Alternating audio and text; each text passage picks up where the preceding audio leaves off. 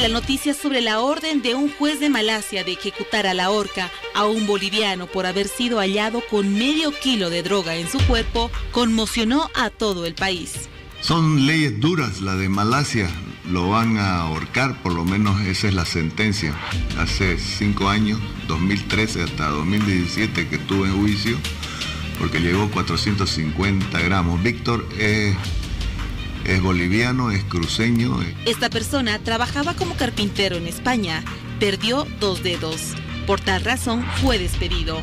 Posteriormente conoce a un empresario sudafricano, a quien a cambio de prestarle dinero hizo que traslade la droga hasta Malasia, donde fue capturado. Este es un precedente, una enseñanza para que los bolivianos jóvenes fundamentalmente, este tiene 30 años, Víctor Parada, no se metan con cualquier persona extranjera o boliviana que le ofrezca dinero sin ninguna garantía y después lo amenacen de muerte para que lleve. Hay que ayudarle en traductores, en abogados. Un 5 de febrero fue sentenciado a la horca. Su familia sostiene que fue obligado a llevar la mercancía. Pero ya ante una posibilidad solamente de acudir al alto tribunal de apelación, pues es poco probable de poder hacer algo, se esperó, sobre todo para dejar sin efecto esa culpabilidad que ya pesa sobre él. Entonces, estamos ahorita a destiempo, pienso, por más buena intención que tenga el gobierno de querer coadyuvar, pero ya existe una sentencia primera para que dispone la horca. Sorprendida, ¿no? La situación, la realidad que se está viviendo, ¿no? Sobre todo un boliviano, ¿no? Que esté con toda esta situación. Lo más importante sería que en este caso el gobierno apoye a la familia para que pueda ser más que todo restituida acá a nuestro país, ¿no? Da pena porque se trata de un compatriota, ¿no? Pero más en todo teniendo en cuenta que son, como ya mencioné, países así extremistas, ¿no? Entonces uno lamenta mucho eso porque la forma de cómo se ejecuta causa bastante sufrimiento. Ante esta situación es que el canciller Fernando Guanacuni mandó una representante diplomática hasta el lugar para analizar la situación jurídica del boliviano Víctor Parada. El canciller señaló que este es un tema jurídico, sin embargo, se analizan las alternativas para apoyar al boliviano. Indicó que para aquello es importante tener precisiones del marco legal en Malasia, para los cuales se acudirá al abogado que defiende a Parada en el país asiático. ¿Y cuál es su opinión respecto al tema? Puede participar ya de la siguiente publicación. Ciudadano boliviano condenado a muerte. Juez dicta sentencia a boliviano con la condena a la horca en Malasia. ¿Usted considera que es una pena demasiado drástica por el gobierno de ese país? La pregunta que formulamos a través de las redes sociales. En la nota teníamos los antecedentes completos del tema. Vamos a hablar de otras características, derivaciones y complicaciones. Y lo vamos a hacer con el doctor Franz Zubieta Mariscal. Él es director general de Derecho Internacional, una repartición que corresponde al Ministerio de Justicia. Doctor Zubieta, buenas noches y bienvenido a Hora 23. Buenas noches, gracias por la invitación. Quizás sea muy útil para nuestros televidentes comenzar a hablar de algunas de las características de Malasia para que sepamos cuál es el contexto en el cual Víctor Parada, el ciudadano boliviano de 30 años, ha sido condenado a la pena de muerte, es decir, a la horca.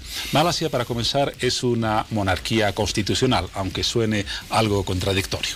Efectivamente, es un país que tiene una raíz musulmana profunda y eso le da una característica particular en su sistema jurídico. Su sistema jurídico está basado en un código de procedimiento penal como tenemos nosotros, pero asimismo tiene algunos elementos de la Sharia musulmana. ¿Qué es la Sharia? Es el derecho musulmán. Y si uno hace una revisión histórica de lo que es el derecho penal en el Corán, pues vemos que es un derecho penal draconiano. Estamos hablando de penas corporales, estamos hablando de decapitaciones, estamos hablando de ahorcamiento, entonces es consustancial esa relación que tiene el sistema de Malasia con lo que está afrontando nuestro compatriota en términos de la sentencia tan drástica por la aportación de 450 gramos, bueno, no diría ni menos de medio kilo, pero un monto que comparativamente a otros casos no parece ser tan complicado. Enseguida vamos a hablar en detalle del caso de Víctor Parada, pero decíamos una monarquía constitucional, tiene un rey que es la máxima referencia del país, pero también un primer ministro que se encarga del área ejecutiva o del gobierno como tal. Así es, efectivamente, entonces tiene un sistema que es monárquico en términos de su tradición que le decía real, pero al mismo tiempo tiene un sistema democrático dentro de lo que es el concepto democrático en Medio Oriente y una serie de instituciones, instancias, un poder judicial. A veces uno piensa en abstracto que este es un caso de una sentencia casi arbitraria, ¿no? Dentro de su sistema ellos tienen procedimientos legales y se ha pasado todo ese curso procedimental para poder llegar hasta este punto. Malasia, en términos generales, también se inscribe dentro de los países. En el mundo tenemos 141 países que son abolicionistas, dentro de los cuales se encuentra Bolivia, y quedan 53 al margen, entre los primeros en el mundo, por decir que hay un ranking en ejecuciones de sentencia capital.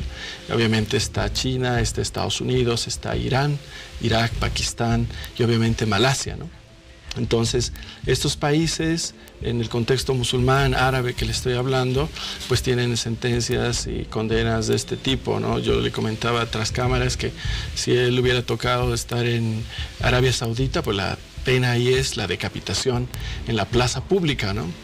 Por este tipo de delitos. Y bueno, el contexto regional en Medio Oriente y en parte de Asia es ese, y esa es la situación que se enfrenta en términos de en dónde estamos jugando, en qué lugar está sucediendo lo que pasa. Un dato más antes de hablar del tema de Víctor Parada en sí. La religión oficial en Malasia es la del Islam y tiene normas muy duras. Por ejemplo, en su legislación se puede condenar a una persona hasta 20 años de prisión si es homosexual y si se da un beso en público con su pareja, e incluso está, usted me corregirá si estoy equivocado, la pena de muerte para quien mantenga relaciones sexuales que no tengan un carácter heterosexual. ¿Es así?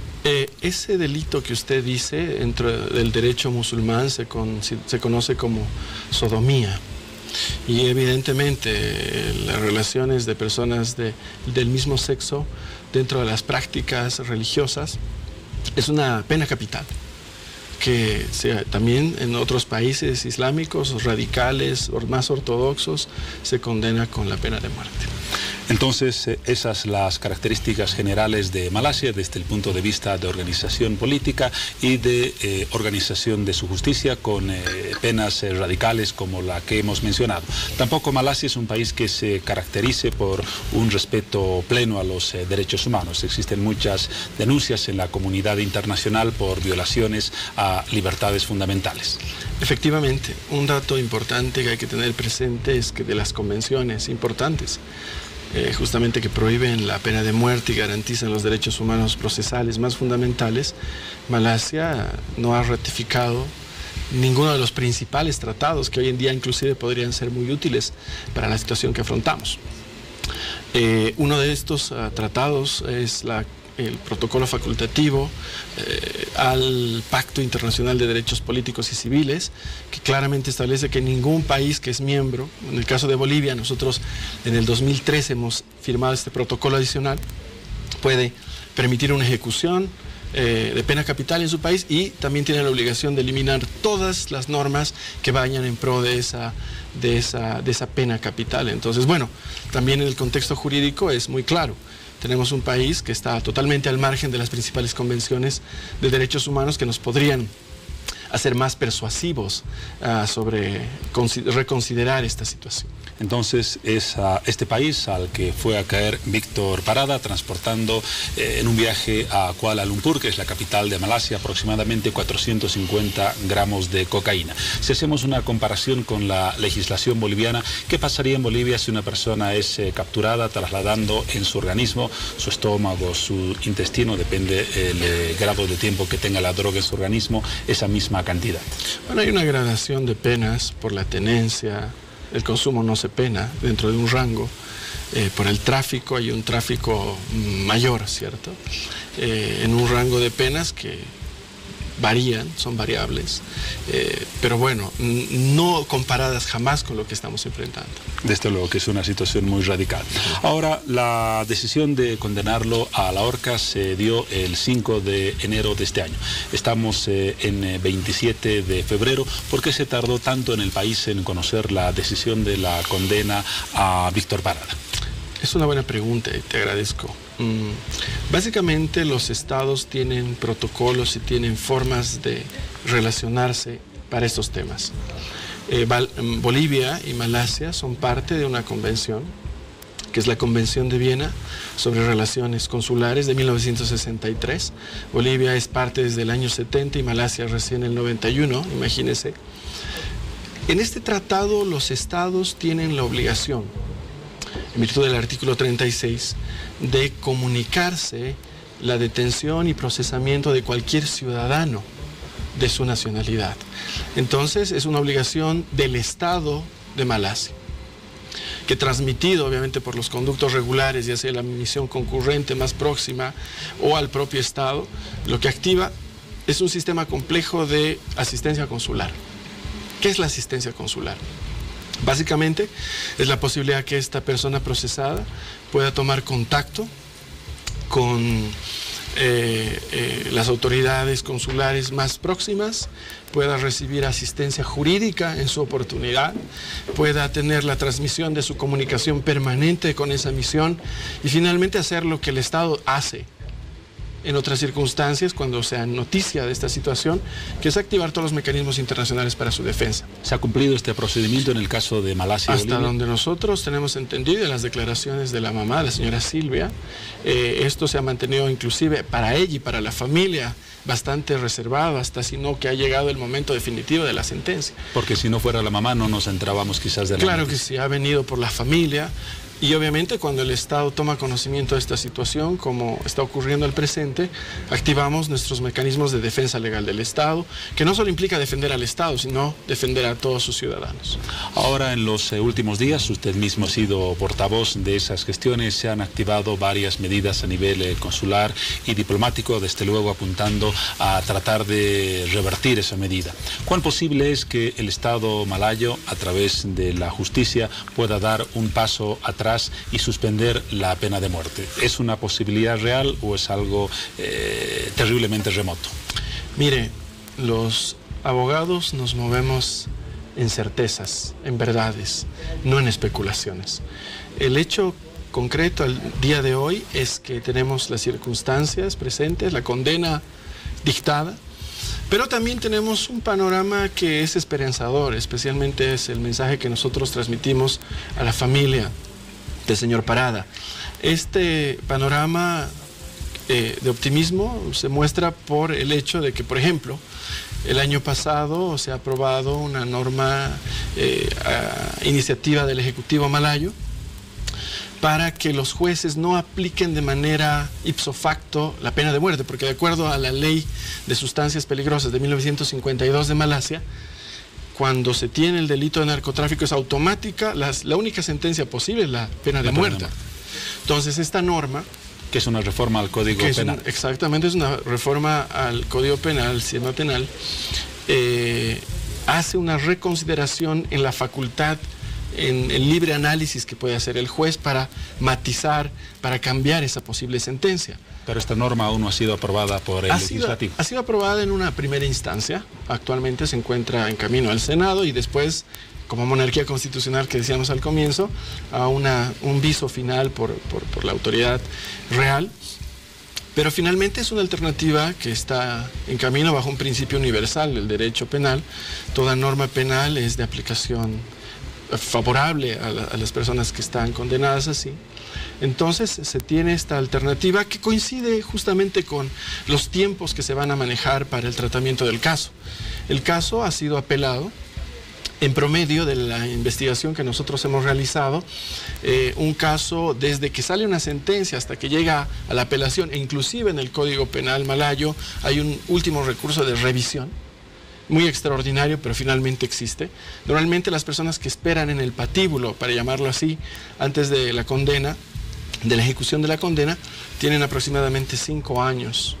Ese es el promedio del tiempo, pero bueno, la apelación en sí misma va a tomar lo que tenga que tomar, y eso podría permitir que durante este tiempo de la gestión procesal todavía se pueda aprobar esa norma y pueda generarse unas circunstancias que permitan la conmutación. Estamos hablando entonces de que nos encontramos en la fase de apelación y esta podría tener una duración de 5 años. Básicamente una apelación tiene una duración de 1 a 2 años. Es relativo. El Código de Malasia no especifica los plazos como tenemos nosotros. Aquí en el país se habla, y con razón, usted como abogado sabe mucho más del tema, que no hay normas que tengan un carácter retroactivo en la jurisprudencia del campo jurídico, ingresando en una redundancia. En el caso de que se apruebe esta reforma al Código Penal en Malasia, ¿tendrá un carácter retroactivo como para ser aplicada en esta medida y en esta condena a Víctor Parada, o regirá desde el momento de su aprobación hacia adelante? Universalmente el principio de la retroactividad de la ley se da en 2 situaciones: en materia laboral, en todo lo que beneficie a un trabajador, y en materia penal, en todo lo que beneficie a un reo. Este es el presupuesto universal del derecho que tenemos, que conocemos desde este sistema legal.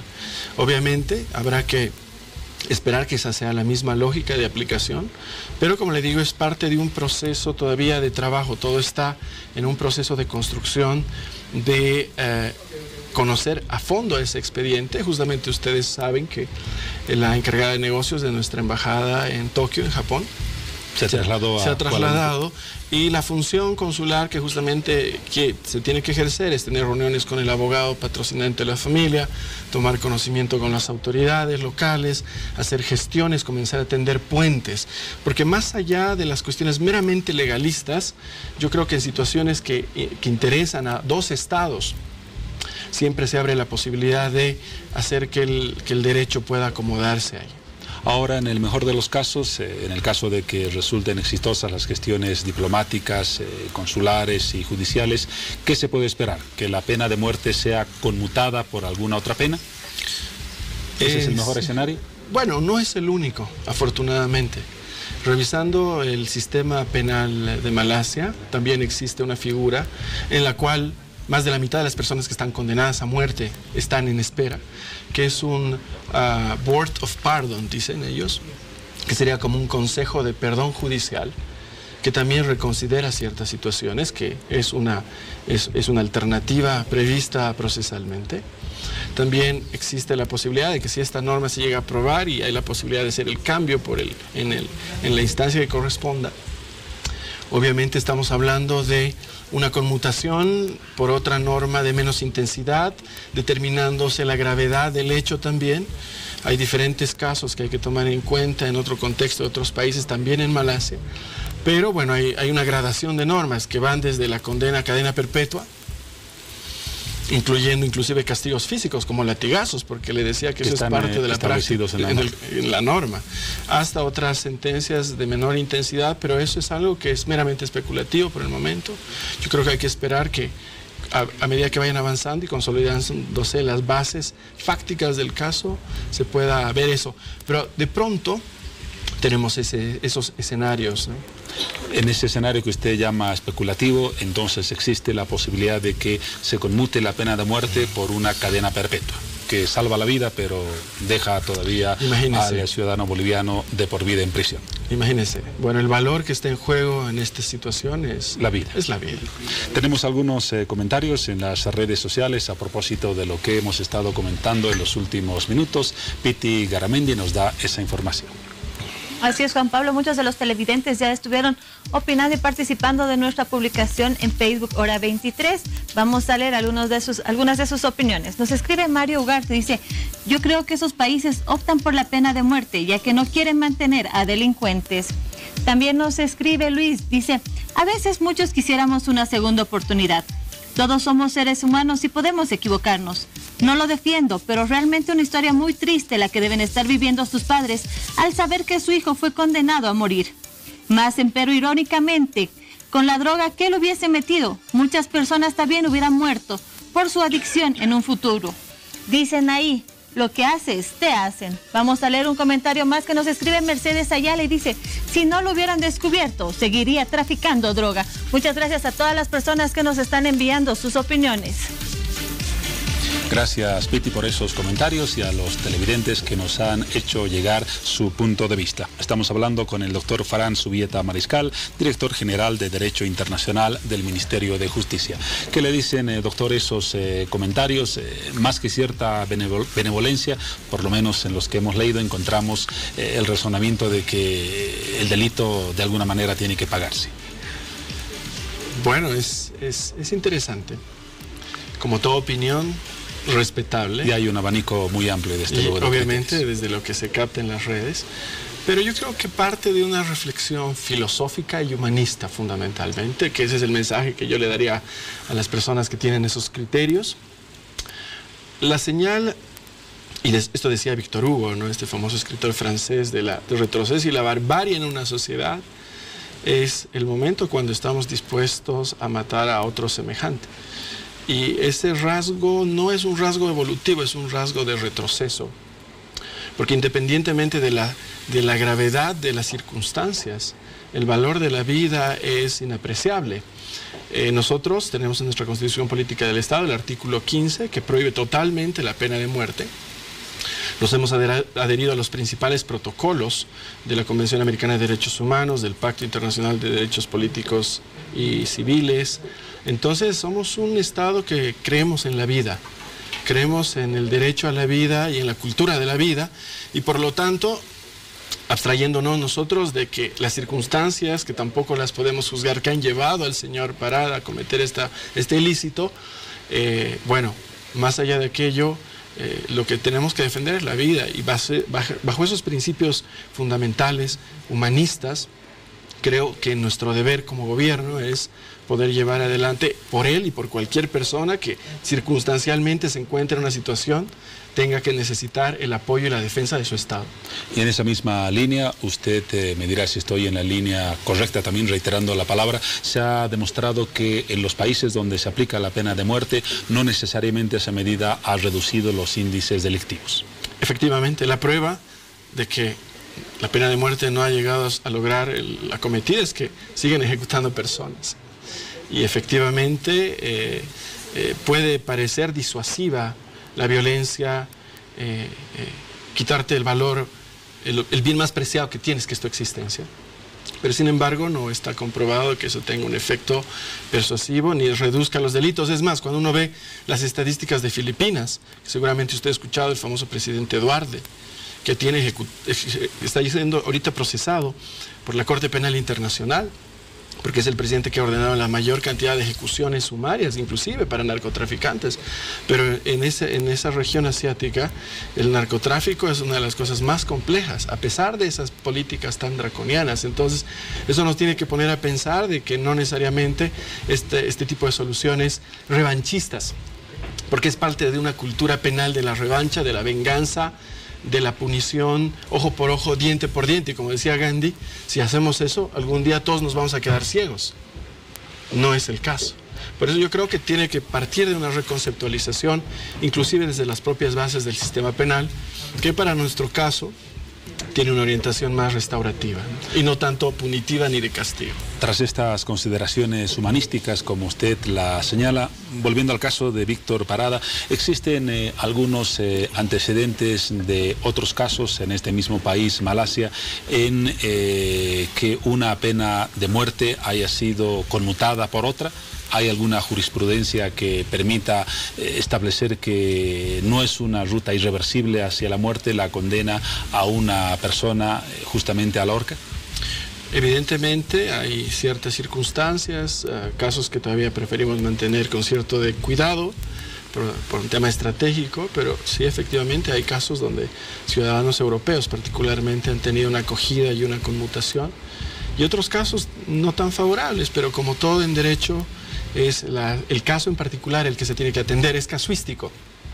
Y obviamente, dadas las circunstancias y dados los precedentes que estamos comenzando a recolectar, a entender, a armar en una estrategia jurídica integral que nos va a poder llevar hacia adelante el caso. ¿Habrá una visión diferente en los juicios hacia ciudadanos europeos respecto a ciudadanos latinoamericanos o de otros continentes? Lo mismo que pasa en Estados Unidos, en Europa, en todo el mundo. Ciertamente hay factores que pesan, pero nosotros creemos, y en eso somos convencidos, de que la justicia no debería tener color de piel ni nacionalidad. Por lo mismo, esperamos que los argumentos sean suficientemente convincentes. Muy bien, refirámonos ahora a las gestiones específicas que ya están en marcha. Usted nos comentaba y se ha conocido que la representante diplomática boliviana en Japón, que es la embajada más próxima a Malasia, se ha trasladado a Kuala Lumpur. ¿Qué se está haciendo en estos días en cuanto a la presentación de documentación, recursos legales, gestiones diplomáticas? Bueno, básicamente la misión se ha constituido recientemente, las autoridades así lo han informado. Básicamente la lógica de esta asistencia es una introducción gradual sobre el estado del proceso, la situación. También hay que tomar en cuenta cuestiones humanitarias. La salud de esta persona son sistemas realmente penitenciarios muy duros, en los cuales se necesita una atención médica y humana fundamentalmente. Esa es una primera etapa. Después evaluar el expediente, tomar contacto con los abogados que están llevando adelante la defensa y después establecer una serie de puentes y contactos a nivel gubernamental y judicial para ver los caminos que se van a explorar. Eso es lo que básicamente en este momento se está realizando. Hasta el momento el señor Víctor Parada ha recibido el asesoramiento jurídico de un abogado proporcionado por los tribunales, por su familia, sí. Un abogado privado, no un abogado proporcionado por el Estado o el sistema judicial malayo. No. Es la familia que justamente ha hecho esfuerzos. En su momento su mamá ha viajado, inclusive a la audiencia, la señora Silvia, y obviamente ellos, como cualquier persona, han asumido la defensa particular del caso, hasta obviamente este punto donde nosotros ya estamos evaluando todas estas circunstancias para poder hacer la intervención consular necesaria. Y me imagino que este seguimiento implica también un respaldo al equipo jurídico de defensa de Víctor Parada. Por supuesto, y vale la pena remarcarlo. Bolivia, desde el año 2009, con la nueva Constitución Política del Estado, ha generado un nuevo paradigma, que es la defensa internacional del Estado y sus ciudadanos, a partir de la creación de instancias especializadas, como la Procuraduría General del Estado, que tiene división especializada en estos temas, el Ministerio de Justicia a través de nuestra dirección y obviamente la Cancillería. Tenemos todo un armazón, una estructura institucional que está capacitada para hacer frente a situaciones internacionales. Lo hemos hecho en su momento con los 9 detenidos en Chile, usted bien recordará, agotando todos los mecanismos al más alto nivel, como no será la excepción de este caso. Pero bueno, lo importante como moraleja es que en estas circunstancias tenemos un aparato de defensa del Estado maduro, técnicamente profesionalizado y con las capacidades instaladas para poder hacer defensa en diferentes frentes, ¿no? Ahora hemos hablado de la primera etapa de acercamientos diplomáticos, de poder entender una solución directa, que es lo ideal en estos casos, pero evidentemente hay una serie de alternativas que el Estado las conoce perfectamente y las va a aplicar en su momento si fuera necesario. Tenemos todavía algunas preguntas antes del cierre de esta entrevista, pero antes, ya que estamos prácticamente en la hora en punto, vamos a conocer las noticias más importantes de este lunes con este sector y Paola Sánchez.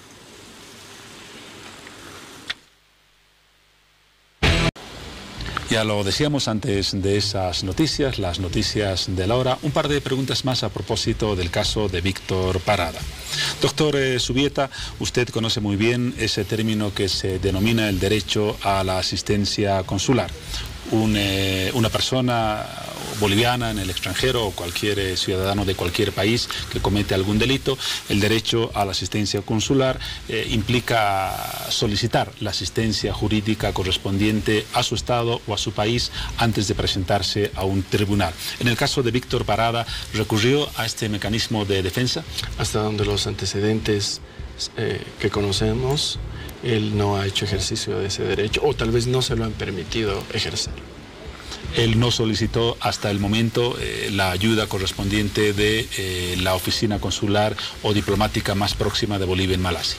Claro, nosotros lamentablemente no tenemos una misión en Malasia, pero lo que dicta la práctica es que cuando uno está frente a autoridades de otro país siendo detenido, procesado, perseguido, juzgado, uno tiene la posibilidad de solicitar que este país se ponga en contacto con la autoridad consular más cercana o una transmisión de Estado a Estado para hacer conocer esta situación. Y obviamente el Estado, en este caso de Malasia, malayo, tenía la obligación de comunicar al Estado esa situación, porque si hubiera llegado anteriormente, la situación probablemente hubiera sido diferente, porque el Estado tiene la obligación de proveer consejería legal, contacto permanente de la misión con la persona procesada y tratar de acompañarlo en su defensa como corresponde. Un derecho adquirido mediante convenios internacionales. Convención de Viena, Relaciones Consulares de 1963. Casualmente Malasia es parte como Bolivia y en su momento esa sí es una obligación internacional para el Estado malayo. Que no la cumplió y por algo tiene la fama que tiene en el panorama internacional. Es la situación que afrontamos. Por último, la reflexión que puede surgir desde el punto de vista humano y también moral con lo que ha pasado con Víctor Parada. Un delito cometido en el exterior con las sanciones y con el panorama tan drástico que ahora enfrenta. ¿Qué podemos reflexionar en torno a este panorama? Bueno, la reflexión desde el punto de vista humanista que decía hace un momento es que no importa cualquier circunstancia que una persona esté pasando, por cualquier necesidad, que le lleve a cometer situaciones jurídicas que no son las más adecuadas, no le quita su derecho a la vida. El primer principio fundamental es la vida, es la protección de ese bien jurídico que es el más importante. Y que bueno, las personas que están en estas circunstancias, presionadas por necesidades económicas, orilladas por las circunstancias, deben pensar varias veces, tomar estos caminos tan arriesgados, que finalmente tienen desenlaces, o en este caso es realmente una tragedia, pero en otros casos privarse de su familia, estar en cárceles extranjeras durante años y realmente pasar toda una serie de circunstancias que son indecibles. Obviamente el Estado tiene la obligación de defender y va a defender dentro de lo que el derecho le permite, pero las circunstancias de las personas es prevenir eso. Y yo creo que ese es el mensaje de lo que también está pasando, además de conocer que cada ciudadano tiene un derecho a asistencia consular y lo tiene que ejercer cuando se encuentre en esas circunstancias. Por último, la preocupación del Estado boliviano es la misma por personas como Víctor Parada, que ha sido condenado a pena de muerte.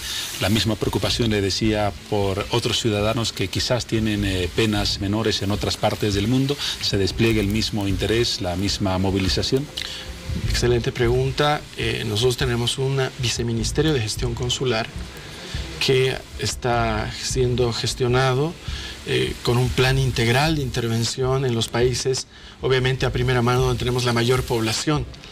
La asistencia consular es un derecho fundamental y ahí donde el ciudadano boliviano esté, el Estado no lo deja.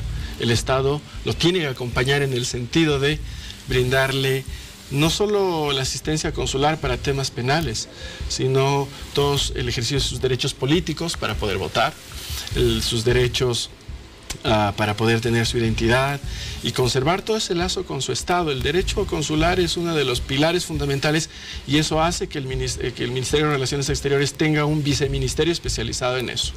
Obviamente la circunstancia de los bolivianos en cárceles argentinas, imagínese usted, en el Brasil, mucho más numerosas también por delitos similares, reciben visitas periódicas, seguimiento de las condenas, en el momento de la liberación, la asistencia legal para poder salir extramuro, etcétera. Entonces, es un trabajo delicado, es un trabajo que se hace en el mundo entero, pero obviamente es la obligación fundamental del Estado. En resumen, un ciudadano boliviano se va a otro país, pero no deja, por lo menos en este campo, de tener la protección del Estado boliviano. La nacionalidad es como la sombra. Donde vayamos, la mantenemos y ahí donde estemos, el Estado tiene que protegernos e intervenir. Agradecemos al doctor Franz Zubieta Mariscal, director general de Derecho Internacional del Ministerio de Justicia, por la orientación que nos ha brindado en torno a este tema particular, el de Víctor Parada, que sin embargo va más allá por los caminos que recorrimos en esta entrevista. Gracias por sus puntos de vista y su aporte de el aspecto y el estudio jurídico. Muchas gracias por la invitación, otra vez ya a servicio de la hora 23. Vamos ahora a un corte tras esta entrevista y luego estaremos ya en los tramos finales de nuestro programa.